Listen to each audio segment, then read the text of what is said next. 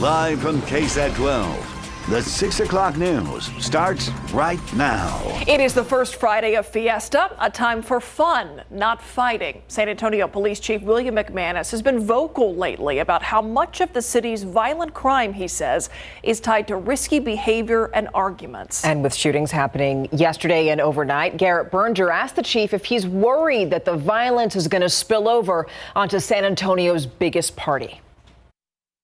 At least 6 shootings from Thursday morning into the early hours of Friday.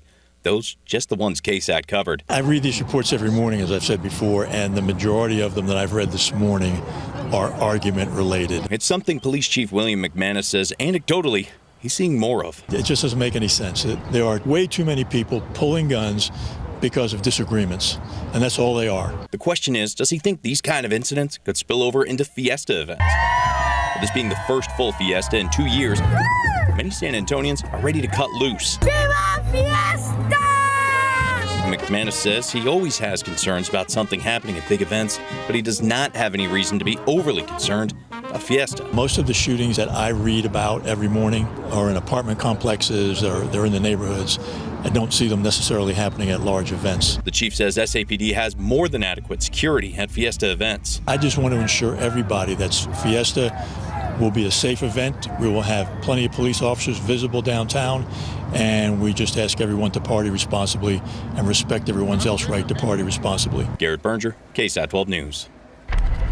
Switching gears now, today we're seeing video of San Antonio officers shooting and killing an armed man in a West Side neighborhood. Just to warn you, the footage is pretty graphic. It's a 6.5-minute clip, and it shows 28-year-old Kevin Johnson jump off a bicycle and run from officers who were trying to take him into custody on 2 felony warrants. After Johnson ran about 2 city blocks, he crossed a creek near Elmendorf Street. Officers told investigators that that's when they saw a gun in his hand as he stumbled out of that shallow water. Now, we froze a clip in the video.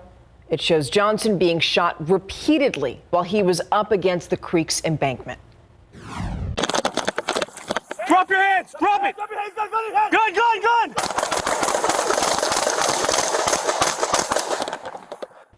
Now, Johnson died at the scene. Officers say that they found a handgun with a round that was jammed at an angle in the chamber. SAPD officials say the weapon has been linked to multiple violent crimes. Today's video comes 18 days after that shooting took place, and the timing is really important because the SAPD can take up to 60 days to release body cam footage. An update now on a deadly crash in Boerne that killed a 4-year-old child. Tonight, the mother of that child is in jail. According to Boerne police, 27-year-old Kiana Adams was arrested yesterday by DPS here in San Antonio. She's being charged with manslaughter. Boerne police say that Adams was driving an SUV on I-10 near mile marker 539 Monday when she lost control of the vehicle and overcorrected. That caused the vehicle to roll multiple times. There were 3 children inside, an infant, a 2-year-old and a 4-year-old. Boerne police say that all of the kids were thrown from that vehicle because they were not properly restrained. The 4-year-old died there at the scene. The other 2 were taken to University Hospital. Adams' bond now set at $225,000. And now to an update on the shooting at an East Side apartment complex. Tonight, we're learning that the victim in that shooting died from his injuries. According to San Antonio police, he was 20 years old. Someone shot him around 4 p.m. yesterday in the parking lot of that complex in the 1800 block of Hayes Street. SAPD says that this may have happened after an argument. So right now, officers are looking for the suspect. They say it's a 56-year-old man, but they didn't tell us his name. Today marks the beginning of Child Abuse Awareness Month, and several agencies gathered this morning in front of the courthouse to highlight the ongoing problem we have right here at home, child abuse in Bexar County.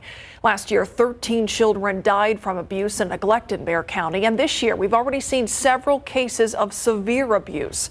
Erica Hernandez spoke with one family who's been recently directly impacted, and they share what they hope changes. The family of 5-year-old Mercedes Lozoya is frustrated and pushing for change. She was an angel. She was very friendly. Mercedes in February died from severe abuse. Her mother, Katrina Rose Mendoza, and her mother's boyfriend, Jose Angel Ruiz, have since been charged with her death. I feel like it's a good thing that we come together as a community for other kids that might be going through this. And then I feel like, why was Mercedes not good enough to have something happen to prevent this? Today, law enforcement agencies, community leaders, child welfare agencies, and others gathered to express their frustrations. Why does it continue to happen? When we see this happening, whether it's a family member or a friend or whomever it may be, we've got to report it. And we may report it in time to save a child's life. But Emily says they did just that. There was numerous reports by numerous people, not just our family, but friends of hers, people that will come in contact with her. Everybody would report her, and nothing happened. Now the family is hoping that changes are made with state legislation to prevent reported abuse from going unheard. Now it's up to the system to continue to do what needs to be done, and that's to prevent it from happening when it is first reported. Until that happens, they will continue to advocate on behalf of Mercedes and other children. Erica Hernandez, KSAT 12 News. A teenager now facing multiple charges after being arrested in connection with a house fire in Universal City. According to police there, 17-year-old Charles David Flynn allegedly set 2 homes under construction on fire. Police say that Flynn's fingerprints were found on a lighter at the scene. He's now charged with arson and 2 counts of burglary. Police do think, however, that he was working with someone, but they haven't arrested that second suspect just yet.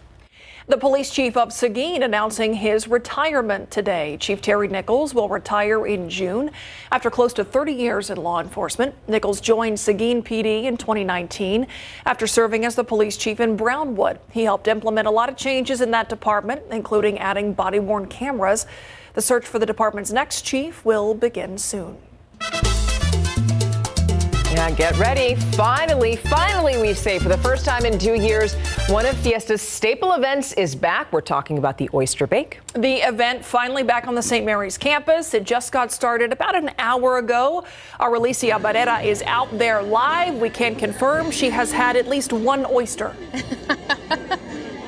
1 oyster and 2 chicken on a stick, so this would be the 3rd. I bet y'all are a little jealous out there, and these are special. I, in the past, have lined up for hours just to get my hands on one of this. Benpeña, you've been doing this for a couple of years. How many? About 20 plus years. And when we say this, we mean volunteering. This booth specifically is 3 chicken on a stick booths. That's probably not enough because there's already a line.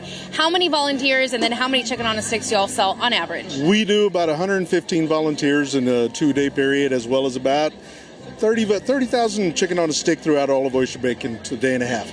And then why do you keep coming back, other than because these are so good because y'all dip them in it's so much fun, and it's just making sure that everybody enjoys Oyster Bake and has a blast. So does everybody know what y'all dip them in, or is that a... It's, I don't think that, I'm not sure. Yeah, we can say what we do. We actually get to, you can either have it without a jalapeno, with a jalapeno, or we will actually dip it into the jalapeno juice and just let all the juices get soak into it. Let's take a bite. Let's do it. Viva Fiesta. Stefania, I know this is your first Fiesta, so this is what you need, but you need one from here, from Oyster Bake. We'll send it back to you guys.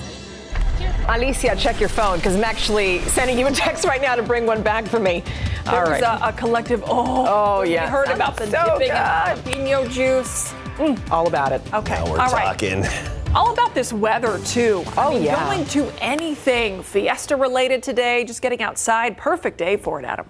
Perfect day to get the canyon around and have some fun around the office. Yeah, that's happened a couple times. You're going to have to go on our social media to see what we're up to today. It's going to be a fun week ahead for It's so fun. Okay, anyway, again, that's on our social media. 82 degrees out there right now, dew point of 44. And you look at the winds, they're still a little gusty out of the south at about 25 miles per hour. So a bit breezy out there, a little gusty out there today and this evening. The wind will gradually subside overnight tonight. So for Oyster Bake and other events, you'll still notice the breeze, but by tomorrow morning, it's basically going to be calm. We'll talk about the rest of the weekend, a bit of a weather tease tomorrow morning. Clouds are going to tease us a little bit. We'll get into that and those Monday storm chances. That's the day of the river parade. We'll see you in a bit. All right, thanks, Adam. Now, we do want to remind you to have an awesome weekend without traffic. But for now, we're taking it live out to I-10 at Frio, where we actually took you back here during the 5 o'clock hour. And the traffic heading into downtown, kind of slow there. So just a warning, take your time. Yeah, something to be expected as a lot of people head into downtown for Fiesta events. We do have some closures out there this weekend, so Stephen Cavazos lets you know what to watch out for. If you have weekend travel plans, make sure that you plan ahead. There will be some closures to be aware of. Let's go ahead and start here on the northwest side. Loop 1604, there will be some bridge construction taking place. Keep in mind, drivers, this starts tonight on Friday, April 1st, and will wrap on April 2nd. This is an overnight deal, so they'll start at 10 in the evening to 5 in the morning. Keep in mind, the northbound Hausman Road will be closed there, full closure right there at the Loop 1604 intersection. More work continues here off of Loop 410. That started on Monday, March 28th, but will wrap Monday, April 4th. Drivers, keep in mind, this does happen during the day, starts at 8 in the morning, will wrap at 5 in the afternoon. Now, what you can expect there is a full alternating closure of the turnarounds in both directions right there at Culebra Road. Let's go ahead and take one last look over here at State Highway 151. Not too far, some pipe work will be taking place. Again, that started on Monday, but will be wrapping up on Monday, April 4th. Drivers, again, plan ahead. That will take place at 9 in the morning to 3 in the afternoon. What you can expect there is a full alternating westbound main lane closure from West Military Drive to Ingram Road. And for the latest on traffic closures stories, scan this QR code that will take you directly to the KSAT traffic page. Now, still coming up, Ramadan starts today, and after the break, we're going to tell you how a local Islamic business is marking that holiday. But before we go to break, an update on a story a lot of people talked about this week. He canceled his San Antonio concert last minute. He said, "I'm going to the Final Four." Well, now Eric Church is trying to make that up to fans. In a tweet, the country music singer said that he will hold a free concert in September for anyone who bought tickets to his canceled San Antonio show. He says details will be announced soon. Tonight on the Night Beat, we're going to talk about this face to face with the flames. New video shows a house fire investigators say was intentionally set in Universal City. We're going to sit down with firefighters who helped catch the suspect. Also, food, huge part of the Fiesta tradition. Oh my, that looks so good. Now, there's a special operation to make sure that all those gorditas, funnel cakes, and other Fiesta favorites taste good and also are safe to eat. We're going to show you how all of that works, those stories, and so much more tonight on The Night Beat. Today is the start of Ramadan, and for years, an Islamic business in San Antonio has been serving the Muslim community. RJ Marquez stopped by the shop that is spreading the culture and also connecting customers to their homes during this holiest time of the year for Muslims. For nearly 30 years, this Islamic business named the Sooner the Better has been serving the needs of San Antonio's Muslim community. We've been in the community, the Islamic community here, for a very long time when there was only one mosque here. Now there are 10 or more. Salam Bey's wife, Taraji Shakur, started selling items like this out of her car, but as the city's Islamic population grew, so did the business. We try to carry items to make the Islamic community here feel at home. Things are familiar to them, and so we try to offer that. As the only Islamic retail shop in the San Antonio area, it carries more importance as Ramadan, also known as the Holy Month, started on Friday. Focus solely on worship. It's a month of sacrifice because, of course, we don't eat or drink during sunup. Ramadan lasts 29 to 30 days. It's a time of self-reflection, spirituality, and prayer. It's also an opportunity to focus on helping one another. Looking for some way to get those blessings during this holy month, and that may mean feeding the homeless, which we do at Haven for Hope. Bey says his wife and their family are proud to serve the San Antonio Islamic community and be a beacon of Muslim faith. RJ Marquez, KSAT 12 News. Yeah, it's very similar to Lent in a way. All right. Ooh, look at that. Yeah. A live look. This is from Sky 12 over St. Mary's. Oyster Bake happening out there. Looks like the stage is being set. We got music happening, of course, good food. A lot of people paying attention to the forecast when making their Fiesta plans for the weekend, Adam. Yeah, the weekend, and even as we get into next week as well, that's the key, because we've got some big events next week. Yeah, there's a little something happening on Monday in particular. I'd like to know the rain chances for. Yeah. Okay. All right. We're going to get into it. Viva Fiesta! Yes, it's that time of year. Oh, nothing to worry about weather-wise out there this evening. I'll tell you that. Which is why we got time for all the confetti in the world, huh? That's right. And actually, I'm not worried about the storm chances as we get into Monday for the River Parade. The clouds will look like they're going to rain on us basically at any point. I'm just going to take it off. Yeah, I'm just going to leave it on. It's Fiesta. We'll leave the confetti on. I don't mind. All right. So one thing in particular I want to talk about in terms of Fiesta weather, Battle of Flowers Parade. It's this time next week, or I should say Friday morning of next week. But a cold front is likely to have a big impact on the temperatures. It could actually be a little chilly for Battle of Flowers. It starts around 9 a.m. Vanguard 8:55, and then the actual parade starts at 9:30. So we'll just call it 9 a.m. About 45 degrees at that point, and then 80 as we get into the afternoon. I got a lot of cleaning to do around here, don't I? Well, it wasn't my hair. Oh. Yeah, it is still kind of in my hair. Yeah, whatever. Leaving it. Let's talk temperatures, though. All right, overall, for the most part across the state, we're in the 80s. 85 Del Rio, Laredo 87, 81 in New Braunfels, currently 82 here in town, and very similar readings elsewhere. An exception at Canyon Lake, 75 degrees, 84 Divine, and 86 Stinson. Now by tomorrow morning, it's not going to be all that cool out. Actually, we'll just be in the upper 50s to right near 60 degrees. A pleasant start to the day. By the afternoon, we get up well into the 80s again. So more of the same, really, with afternoon temperatures well into the 80s and a lot of sunshine on the way for your Saturday, at least for the afternoon. The morning will be a bit of a tease. Now look at the temperature trend here in terms of afternoon highs. Tuesday, that stands out. We spiked to 95 degrees, and then by Thursday, we're down to 78. So you see a big change there with a midweek cold front. Let's talk about the weather pattern and any changes in terms of storm chances that are on the way. Because as I said before, right now, I'm pretty confident that the River Parade will be okay on Monday. It's going to be a damp start to the day, and we do have a slight chance in the afternoon of storms. But during the parade, I don't anticipate any issues at this point. The moisture right now, panhandle of Texas, and even moving into Oklahoma, that's all too far to the north of us for us to tap into it. This dip in the upper level flow in the plains, that's helping to kickstart those showers. It's out ahead of those little troughs where you get the energy. It's not in our neck of the woods, unfortunately. We have to look a little closer to Hawaii. Yeah, that's Hawaii on the lower left-hand side of your screen right there.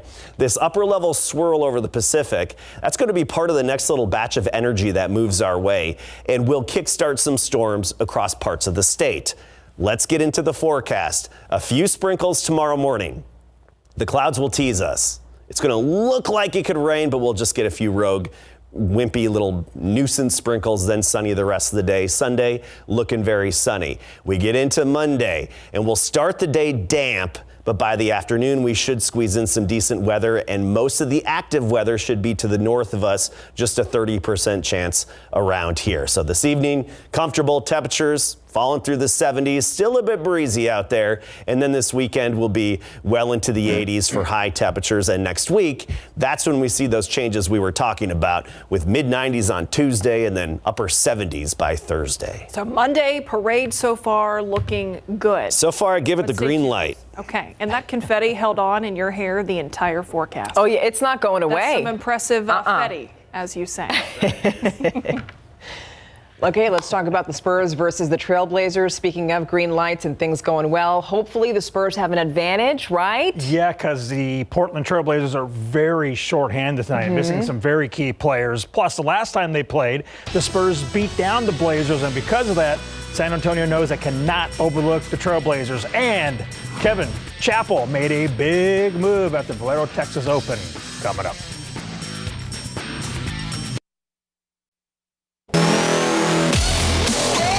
Back in Tim place in the Western Conference. The Spurs will host the Portland Trail Blazers tonight. Both teams are chasing the play-in tournament, but the Spurs currently hold the last play-in spot thanks to the Jazz beating the Lakers last night. 9 days ago, the Spurs crushed the shorthanded Blazers 133-96, and that could happen again tonight because Portland will be down as many as 10 guys, including Damian Lillard and Yusuf Nurkic. Go out there and perform, do what we're supposed to do, take care of business, execute our game plan. Can't look past them. We need each and every game, so I think that just going in, take care of business, and do whatever we got to do to win. Not looking to blow anybody out, but we're looking to win a basketball game, do whatever it takes to win. Here's the matchup. Blazers at the Spurs, 7:30 tonight at the AT&T Center. The flags were blowing at TPC San Antonio for the second round of the Valero Texas Open. Kevin Chappell made a big move today, climbing 50-plus spots. He sinks this birdie on 9, dropping to 8 under par. He shot a 7 under 65 today. Here's Ryan Palmer putting from the fringe on 9, and that finds the cup, tying him for the lead with Chappell at 8 under. J.J. Spahn started on the back 9. He went birdie on 18 to get to 9 under. He went as low as 10 under par, but he bogeyed 3 of the last 4 holes to finish at 7 under par. Yeah, I'm still in a good position. There's a lot of golf left, and yeah, it sucks to finish that way, but it got kind of tough, and 2 bad swings kind of made me make a couple bogeys, so still plenty of golf left, so still happy to have a shot. Take a quick look at the leaderboard. Ryan Palmer has a 2-shot lead at 10 under par. The Tier Pro Swim Series continues this afternoon with day 3 of competition at the Northside Swim Center. 2-time Olympic gold medalist Lily King was part of last night's star-studded field, and she put on a show in the 100-meter breaststroke, tying a swim series record with a time of 1 minute, 5.32 seconds. King loves being back in the Alamo City. It's awesome. I love swimming here. A lot of good memories at this pool. We had Olympic training camp before Rio here, and that was kind of like before I was Lily King or whatever. So yeah, it's always fun to be back, and I love racing here. Definitely in heavy training mode right now. I'm pretty broken down, but I mean, being broken down and being able to swim that fast is a good sign, I think. So we'll start taper here in a couple of weeks and really get ready to go. King will compete in the 200-meter breaststroke this evening. This young man in the foreground is 7-year-old Trevor Caballero, and he is in the area for a cornhole tournament going on right now in Seguin. Known as the Kid Phenom, he competes in the American Cornhole League. Trevor recently faced Spurs shooting guard Lonnie Walker IV in cornhole at Lavernia High School, where Lonnie spent time with the students as part of his foundation. Trevor's dad, Justin, seen in this picture, currently lives, or used to live in San Antonio, I should say, but now they currently live in Jacksonville, Florida. They still have family in the area. Lonnie was all smiles playing cornhole, but he did not stand a chance against the Kid Phenom. I'd be a rattler. Yeah. Score. What was the score? I think 21-1. 21-0.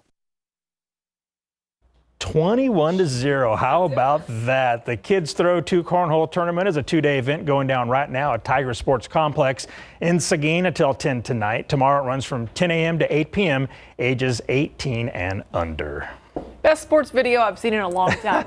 All right. 21-zip. 21-zip. Good for him. Thanks, Larry. Well, coming up in the next half hour, a big announcement from Will Smith following that controversial Oscars slap. That story when we come back.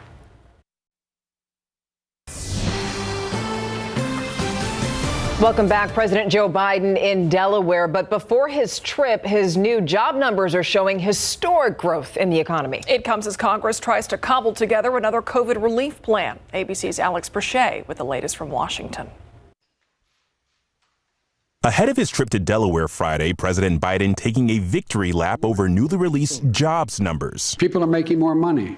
They're finding better jobs. The economy added 431,000 last month. Unemployment dropped to 3.6%, numbers slightly lower than expectations. Still, according to the Wall Street Journal, this is now the 11th straight month of job growth above 400,000 and the strongest job growth since 1939.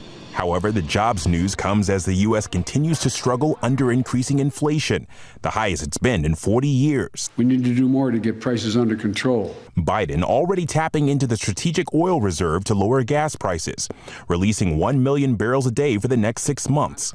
And in the Senate, top negotiators say they're close to a $10 billion deal in additional COVID relief funding. It's significantly less than the $22 billion the Biden administration initially requested and short of the more than $15 billion Congress nearly approved last month. Republican senators saying this deal likely strips away funding from global vaccine efforts. Key negotiator Senator Roy Blunt tells ABC News half of the new funds will be used for therapeutics. The other half would be distributed to Health and Human Services with broad discretion. The White House not saying much else. The specifics of this deal are continuing to be worked out, so I don't have a breakdown for you of exactly where that funding would go. This is a live negotiation. The Senate expected to consider the legislation as soon as next week. Minority Leader Mitch McConnell answering this question. Are you optimistic that it can get done before the Easter recess? We'll see. Hope so, hopefully.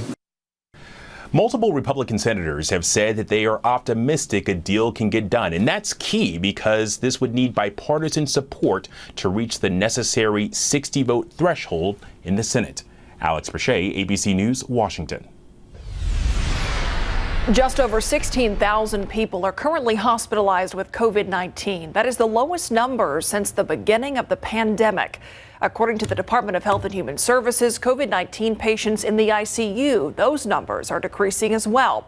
Hospitalizations peaked this January during the Omicron variant surge. Despite the drop in hospitalizations, officials say that many hospitals are still stressed, partly because of staffing issues. The CDC says since August of 2020, more than 4.5 million people have been hospitalized for COVID. More than a third of those patients were at least 70 years old. Now, speaking of COVID, a lot of you asked about the emergency rent relief program from the federal government, and now we're learning that it helped prevent more than 1 million evictions last year. That's according to a recent report by Princeton University's Eviction Lab. The government's $46 billion rent relief program helped about 1.36 million renters. The Eviction Lab report found that it had a big impact on low income and also majority black neighborhoods. Those areas had the largest reduction in eviction filings last year. The Treasury expects the remainder of the funds to dry up by June. Now, a House committee is going to investigate how Amazon treats its workers. The House Oversight Committee sent a letter to Amazon CEO Andy Jassy on yesterday, demanding documents about company practices. And it cites reports from this past December that supervisors at a facility in Illinois threatened employees and contractors with firing them if they left work during a deadly storm. It also said that Amazon workers at other facilities were reportedly required to stay on the job during dangerous situations. An Amazon spokeswoman said the company would respond to the letter from the House committee in, quote, due course. Just minutes ago, Will Smith announced that he will resign his membership from the Academy of Motion Picture Arts and Sciences. Now, the lead producer of Sunday's Oscars ceremony is talking about what happened behind the scenes after Smith slapped Chris Rock on stage. Yeah, he's sharing details about what happened with the LAPD and also Rock's reaction. ABC's Morgan Norwood has more. Oscars 2022 producer Will Packer is opening up about what happened behind the scenes on Hollywood's biggest night after actor Will Smith slapped comedian Chris Rock on stage. He sat down for an exclusive interview with ABC's TJ Holmes. I've never felt so immediately devastated like I did in that moment. Packer, who watched from behind the scenes, thought it was a bit, but then Rock confirmed that he'd been slapped by Smith. The LAPD showed up ready to take Will Smith into custody. They were saying, this is battery. We will go get him. We are prepared. We're prepared to get him right now. You can press charges. We can arrest him. As they were talking, Chris was, he was being very dismissive of those options. Back inside the theater, more efforts to ease the tension. The Academy says they asked Will Smith to leave, in which he refused. He'd go on to accept the award for Best Actor for his performance in King Richard, a speech Will Packer was hoping would have included an apology to Chris Rock. I think we were hoping that he would make it better, that he would stand on that stage and say what just happened minutes ago was absolutely and completely wrong.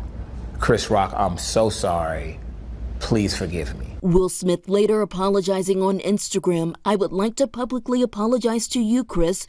I was out of line and I was wrong. I am embarrassed and my actions were not indicative of the man I want to be. Will Smith reached out to me the next morning and said, and he apologized. And he said, you know, this this should have been a gigantic moment for you. And he expressed his embarrassment, and that was the extent of it.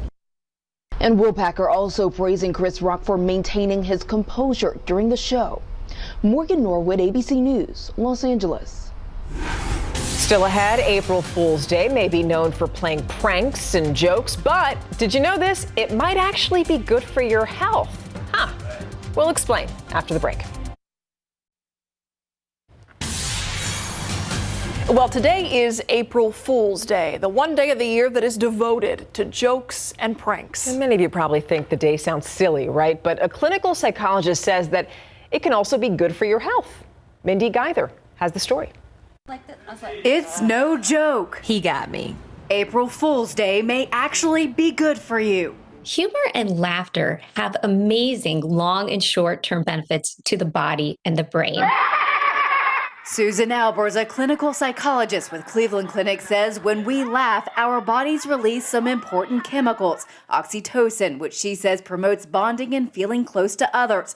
Dopamine, making us experience pleasure. And endorphins, a natural pain reduction chemical. Once a year, we are granted permission to play a prank or to be silly. So we really need to take that opportunity. Albert says humor can help us feel connected to others, release tension, allows us to have fun, and can help you manage certain feelings. Humor is a really important psychological mechanism for coping with the heavy things in the world. It just helps us to lighten up and look at the situation in a much different way. But remember, this day you could be the target of a joke too. It's important to have your own sense of humor. Lighten up. Take the situation in a very lighthearted way.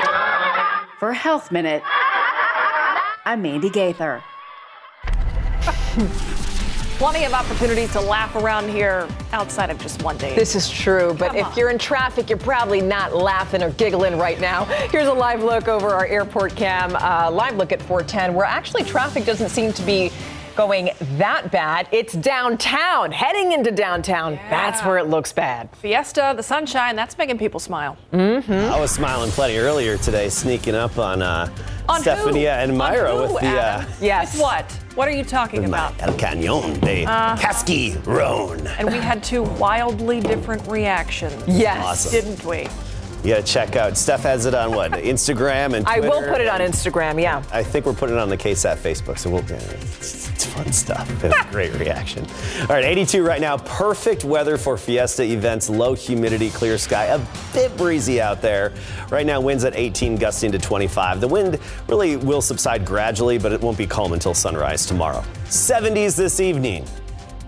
Unreal Fiesta weather, just perfect for all the outdoor events. We'll talk about the weekend. The clouds tease us a bit tomorrow, and Monday storm chances coming up.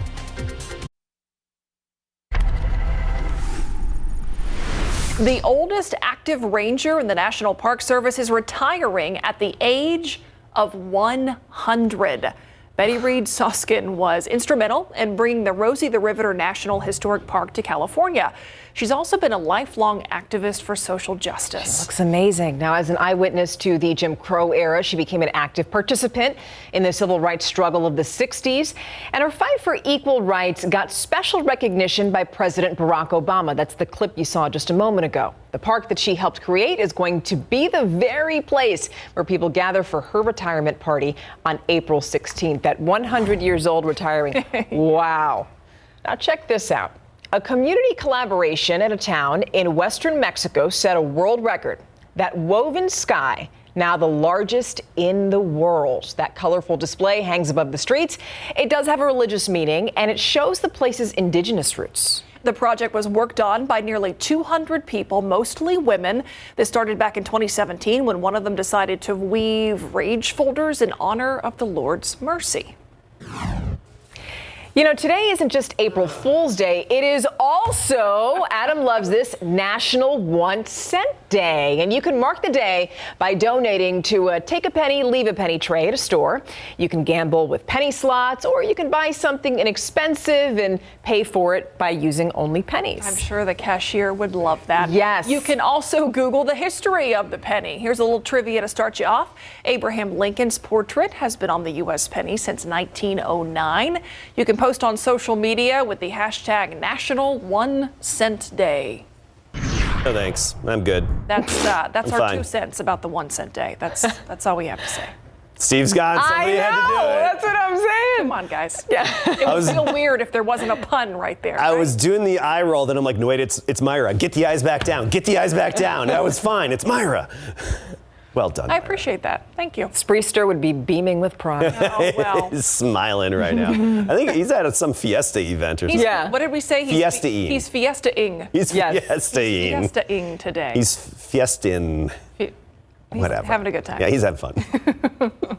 So the clouds are going to tease us a little bit tomorrow morning, and then we have the storm chance on Monday, which of course is the river parade, and a cold front that hits us next week.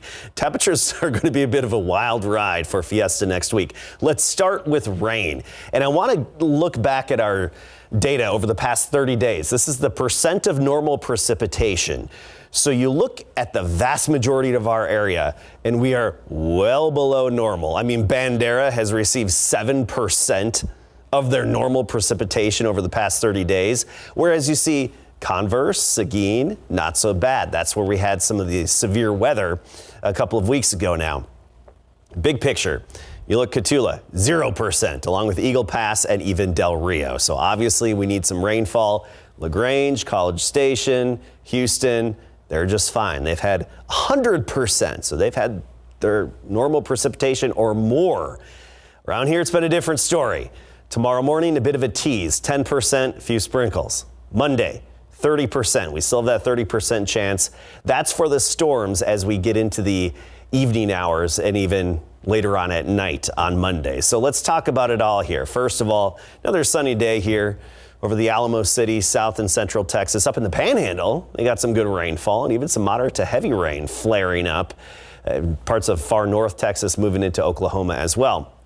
This activity and what's causing it, this dip in the upper level flow, that trough, too far to the north of us to really impact our weather, but it's out ahead of those troughs. That's where you get the good energy that helps develop those showers and storms, and nothing severe. That's like the ideal rain right now. We have to look way out in the Pacific. This is Hawaii on the far lower left-hand side of your screen, okay? Closer to Hawaii, this upper level swirl, that upper disturbance, that's going to be part of what will kickstart our atmosphere in parts of Texas on Monday. Let's go through our futurecast starting tomorrow morning, 7 a.m. Low gray clouds. It's going to look like it could rain at any moment, but we'll just get a few nuisance sprinkles. That's about it. Completely insignificant and doesn't help us in any way. Then sunny the rest of the day. Sunny on Sunday as well. We get into Monday in the morning. It's going to be damp. Drizzle, sprinkles, a few hundredths of an inch here and there. And then the energy moves in, and it does look like the vast majority of the storms will stay to the north of us, as has been the case over the past several weeks with all the active weather that's been in other parts of Texas and just clipping us. So we've got it at that 30% chance. But right now we're giving the Cavaliers River Parade a green light, and we'll think we'll be okay. But we'll keep you updated as things can change. 82 right now, 79 in Kerrville, 86 in Hondo. For the most part, temperatures now dropping into the low to mid 80s. And by tomorrow morning, upper 50s to right near 60 degrees. So Converse 59, but Bandera in parts of the hill country, a little bit cooler in the mid 50s. By the afternoon, though, we're all in the 80s with the sunshine. And despite the morning sprinkles, sunny and dry, north wind at 5 to 10. And take a look ahead as we get into next week. By Tuesday, we're talking a high temperature of 95. Then Battle of Flowers Parade Friday morning will be in the 40s and only near 80 degrees by the afternoon. Jeez. It's just so bizarre. A cold It's front mind-blowing. for Battle of Flowers. All over the place. Also not complaining. Yeah, that's true. That's true. In case you missed it, coming up next.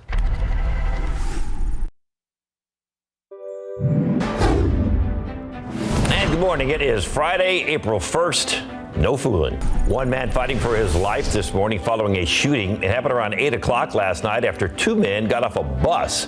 Police say the argument began on the bus ride, then spilled into a via parking lot on I-35 near Crestway.